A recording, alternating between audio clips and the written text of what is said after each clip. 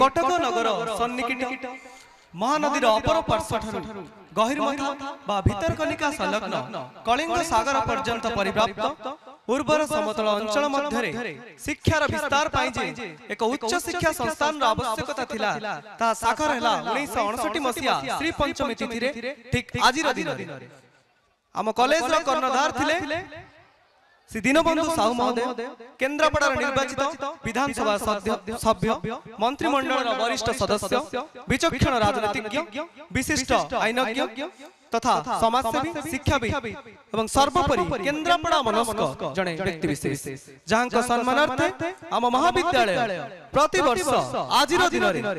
प्रदान करी आसुछि श्री दीनबंधु साहू श्रुति सम्मान।